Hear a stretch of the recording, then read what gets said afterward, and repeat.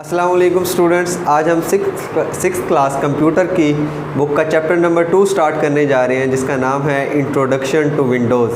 हम विंडोज़ के साथ तारुफ़ करने जा रहे हैं कि विंडोज़ का हमारे कंप्यूटर के साथ क्या ताल्लुक़ है और विंडो के बग़ैर हमारे कंप्यूटर का गुजारा हो सकता है या नहीं हो सकता, या हम विंडो के बग़ैर अपने किसी भी सिस्टम या किसी प्रोग्राम को ऑपरेट कर सकते हैं या नहीं कर सकते, या विंडो हमारे कंप्यूटर की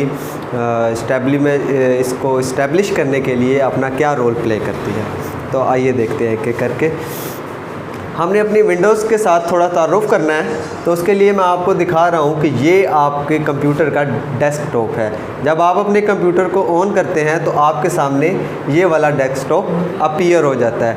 अपीयर होने के बाद आपको नज़र आ रहा है कि आपके सामने कुछ यहाँ पे ये पिक्टोरियल डायग्राम्स मौजूद होती हैं, जिनके साथ कुछ टेक्स्ट भी लिखा हुआ होता है। इन्हें हम कहते हैं, ये हमारे कंप्यूटर के आइकन्स हैं। यहाँ से हम डायरेक्टली अपनी फाइल्स के साथ इंटरकनेक्ट कर सकते हैं, कम्युनिकेट कर सकते हैं। जैसे कि माई कंप्यूटर को अगर मैं ओपन करूँगा तो मैं अपनी फ़ाइल मैनेजमेंट पे, डिस्क मैनेजमेंट पे चला जाऊँगा। माई डॉक्यूमेंट्स को ओपन करूँगा तो जितने भी मैंने डॉक्यूमेंट्स बनाए हुए हैं, डॉक्यूमेंटेड फाइल्स हैं, टेक्सचुअल फाइल्स हैं, वो मुझे यहाँ पे मिल जाएगी। और इसी तरह ये रिसाइकल बिन है। ये रिसाइकल बिन की मिसाल आपको दूँ तो ये इसी तरह है जिस तरह हमारे कमरे में पड़ी हुई एक डस्टबिन होती है, जिसके अंदर हम तमाम कूड़ा क्रिकेट फेंकते हैं। इसी तरह कंप्यूटर के अंदर जितनी भी डिलीट शुदा फाइल्स होती हैं, जितने डिलीट शुदा फ़ोल्डर्स होते हैं, वो इसके अंदर आ जाते हैं। यहाँ से हम उन्हें परमानेंटली डिलीट भी कर सकते हैं और दोबारा से कंप्यूटर के अंदर रीस्टोर भी कर सकते हैं। आगे बढ़ते हैं स्टूडेंट्स। तो यहाँ पे आपको नज़र आ रहा है, यहाँ पे ये स्टार्ट बटन है, ये आपका क्विक एक्सेस टूल बार है, उसके बाद ये आपका नोटिफिकेशन एरिया है। तो यहाँ से लेके स्टार्ट बटन से लेके और नोटिफिकेशन एरिया तक ये आपकी टास्क बार कहलाती है। इस टास्क बार को मज़ीद आगे कुछ हिस्सों में डिवाइड किया गया है, एक एक करके उन्हें भी हम डिस्कस करते हैं।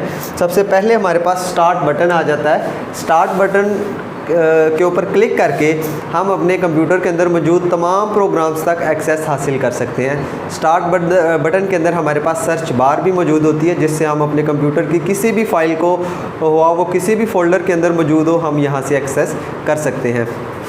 इसके साथ आगे बढ़ें तो ये हमारा जो एरिया होता है, ये हमारा क्विक एक्सेस टूल बार होती है। यहाँ पे हमारे वो आइकन्स मौजूद होते हैं जिन्हें हम बहुत ज़्यादा इस्तेमाल करते हैं, तो उन्हें हम यहाँ पे प्लेस कर देते हैं इस क्विक एक्सेस टूल बार के अंदर, ताकि कंप्यूटर ऑन होते ही और डेस्कटॉप अपीयर होते ही हम उन्हें यहाँ से डायरेक्टली सिंगल क्लिक के साथ एक्सेस कर सकें। इसके साथ आगे बढ़ते हैं स्टूडेंट्स। तो यहाँ पे हमारे पास ये हमारा नोटिफिकेशन एरिया होता है। कोई भी हमारा प्रोग्राम रनिंग कंडीशन में है या उसकी रनिंग कंडीशन में कोई एरर्स आ रहे हैं, तो हमें इस एरिया में वो शो करता है। हमारा ब्लूटूथ और उसके अलावा और हमारे प्रिंटर्स अटैचमेंट और हमारी वाईफाई अटैचमेंट, वो सारी हमें यहाँ पे मिल जाती है। और यहाँ पे हमें टाइम और डेट, हमारा कैलेंडर भी मिल जाता है। जी स्टूडेंट, तो इसके साथ हम थोड़ा आगे बढ़ते हैं। एक एग्जांपल ले लेते हैं कि एक प्रोग्राम को हम किस तरह ओपन करते हैं स्टार्ट बटन को यूज़ करके, या एक प्रोग्राम को ओपन करने के कितने तरीक़ाकार होते हैं। एक प्रोग्राम को ओपन करने के बेसिकली हमारे पास 3 तरीक़ाकार होते हैं। पहला तरीक़ाकार तो मैंने आपको यहाँ पे बता दिया कि हम डायरेक्ट डेस्कटॉप से किसी भी आइकन को प्रेस करके डायरेक्टली उसे ओपन कर सकते हैं। और दूसरा तरीका क्या है वो देखते हैं कि हम फ़र्ज़ कर लेते हैं कि हमने अपने कंप्यूटर के अंदर मौजूद पेंट प्रोग्राम को खोलना है, जिसके अंदर हम पेंटिंग्स बनाते हैं। तो उसको पहला तरीका तो हम डायरेक्ट डेस्कटॉप से उसे ओपन कर सकते हैं। दूसरा तरीका क्या है कि हम पेंट को ओपन करने के लिए सबसे पहले क्लिक स्टार्ट बटन पे क्लिक करेंगे। ये वाला हमारा जो स्टार्ट बटन है, इसको क्लिक करेंगे। स्टार्ट बटन को क्लिक करने के बाद हम point two all programmes, start button को क्लिक करेंगे तो हमारे पास एक मेन्यू खुल जाएगा। उसमें से हम ऑल प्रोग्राम्स की ऑप्शन के ऊपर अपना पॉइंटर लेके जाएंगे, अपने माउस का जो कर्सर है वहाँ पे लेके जाएंगे। इसके बाद जब ऑल प्रोग्राम्स पे हम कर्सर लेके जाएंगे तो हमारे पास आगे मज़ीद एक मेन्यू खुल जाएगा। वहाँ से हम एक्सेसरीज़ को क्लिक करेंगे। एक्सेसरीज़ से हमारे पास मज़ीद और प्रोग्राम्स खुलेंगे। उनमें से हम पेंट के ऊपर क्लिक करेंगे तो हमारी स्क्रीन के ऊपर हमारा पेंट सॉफ्टवेयर अपीयर हो जाएगा। ठीक है, ये हमारे 2 तरीक़ाकार हो गए कि हम किस तरह एक प्रोग्राम को ओपन कर सकते हैं। अब हम अपने तीसरे तरीक़ाकार की तरफ जाते हैं कि तीसरा कौन सा तरीका है जिससे हम किसी प्रोग्राम को खोल सकते हैं। उसमें है जी फ्रॉम रन कमांड। हम रन कमांड से किसी भी प्रोग्राम को खोल सकते हैं। तो देखते हैं पेंट को खोलने का क्या तरीकाकार है रन कमांड से। तो उसके लिए हम सबसे पहले दोबारा से स्टार्ट बटन पे क्लिक करेंगे। स्टार्ट बटन पे क्लिक करने के बाद हम अपनी रन कमांड पे क्लिक करेंगे। जैसे ही आप स्टार्ट बटन पे क्लिक करेंगे तो रन कमांड अपीयर होगी, उस पर आप क्लिक करेंगे, आपके पास एक डायलॉग बॉक्स अपीयर हो जाएगा। वहाँ पर आप लिखेंगे MS पेंट लिखेंगे जैसे ही आप, तो उसके बाद आप ओके पे क्लिक करेंगे तो आपके सामने MS पेंट का प्रोग्राम आपके सामने खुल जाएगा। ठीक है बच्चों, जैसे ही आप MS पेंट का प्रोग्राम खोलेंगे तो MS पेंट प्रोग्राम के बिल्कुल टॉप पे, लेट्स सपोज आपके पास ये MS पेंट प्रोग्राम खुल चुका है, तो इसके बिल्कुल टॉप राइट कॉर्नर में यहाँ पे आपके पास 3 बटन मौजूद होंगे।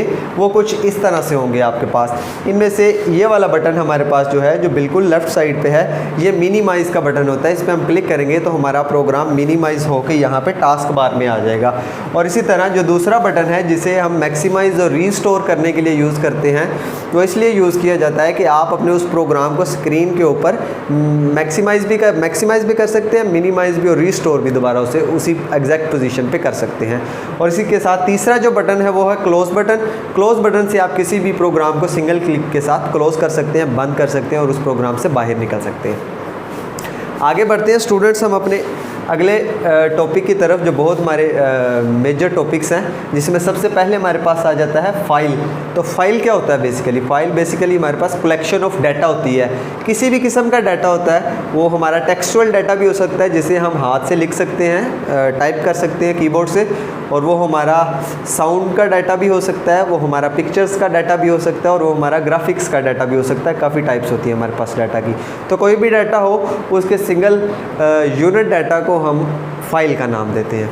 इसी तरह आगे बढ़े तो हम फोल्डर की तरफ आते हैं। तो फोल्डर ऐसे ही होते हैं जैसे हम इन्वेलप्स को यूज़ करते हैं। जैसे हम अपने दराज को खोलते हैं तो हम दराज के अंदर अपनी चीज़ें अच्छी तरह लगा के और उसे बंद कर देते हैं। तो इसी तरह हमारे फ़ोल्डर्स भी होते हैं। फ़ोल्डर्स के अंदर आपकी तमाम फाइल्स अरेंज्ड होती हैं एक ख़ास तरतीब के अंदर। आप फ़ोल्डर्स की अहमियत का अंदाज़ा इस 2 डायग्राम से भी लगा सकते हैं। यहाँ के ये डायग्राम को अगर आप गौर से देखें तो यहाँ पे आपके पास ये किताबें किस तरह से बिखरी पड़ी हैं, एक दूसरे के ऊपर पड़ी हुई हैं और एक ख़ास तरतीब में नहीं पड़ी हुई। और यहाँ पे देखा जाए तो 3 शेल्फ्स के अंदर तीनों बुक्स एक ख़ास तरतीब के साथ लगी हुई हैं। इनकी एक ख़ास ज्योमेट्री आपको नज़र आ रही है। और इसके बरक्स अगर दूसरी तरफ देखा जाए तो वहाँ पे कोई ख़ास ज्योमेट्री नज़र नहीं आ रही आपको। कोई किताब आपको अगर ढूंढना पड़ जाती है तो उसके लिए आपको काफ़ी तगोदो करनी पड़ सकती है। तो ये था स्टूडेंट्स हमारा 6th क्लास कंप्यूटर का चैप्टर नंबर 2 का लेक्चर नंबर 1। इंशाल्लाह 6th क्लास कंप्यूटर के चैप्टर नंबर 2 के लेक्चर नंबर 2 में इंशाल्लाह दोबारा मिलेंगे। Thank you.